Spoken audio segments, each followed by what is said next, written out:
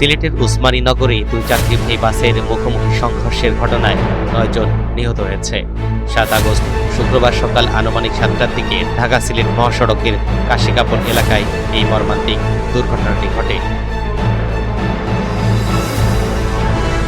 ঢাকাগামী বেঙ্গল পরিবহনের একটি বাস পিকআপ ভ্যানকে পাশ কাটাতে গিয়ে বিপরীত দিক থেকে আসা সিলেটগামী ইউনিক পরিবহনের একটি বাসের সঙ্গে মুখোমুখি সংঘর্ষ হয়। এতে ইউনিক পরিবহনের বাসটি নিয়ন্ত্রণ হারিয়ে মহাসড়কের গভীর খাদে পড়ে যায়। হঠাৎ শব্দ হয়েছে, বুঝছি চাক্কা বাস মারছে। হঠাৎ করে দেখি যে বেঙ্গল এই সামনে দেখি সঙ্গে, তারপর এই দিকে চাইলাম, তখন দেখি ইউনিকের অবস্থা খুবই জটিল। এবং আমি একটা ফেসবুকে দেখছি ভিডিও যে সম্পূর্ণ দোষ এই বেঙ্গলের, এবং তাকে মুখোমুখি সংঘর্ষ হয়েছে।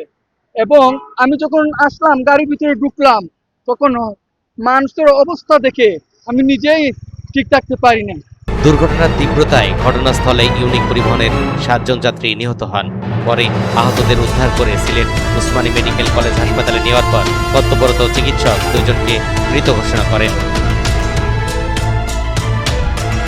এই দুর্ঘটনায় আরও বহু যাত্রী আহত হয়েছেন। নিহতদের সবাই ইউনিক পরিবহনের যাত্রী ছিলেন বলে নিশ্চিত করেছেন পুলিশ।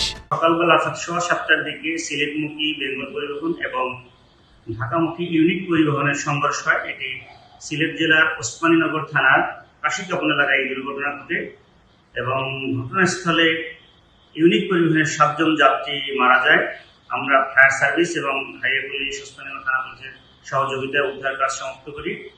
হসপিটালে 13 জন ভর্তি হয় এমএজি ওসমানী মেডিকেল সিলেট, সেখান থেকে আরও 2 জন মারা যায়। বাকি যারা আছেন তাদের মধ্যে 4 জন চিকিৎসা শেষে চলে গেছেন, 7 জন এখন হসপিটালে ভর্তি আছে।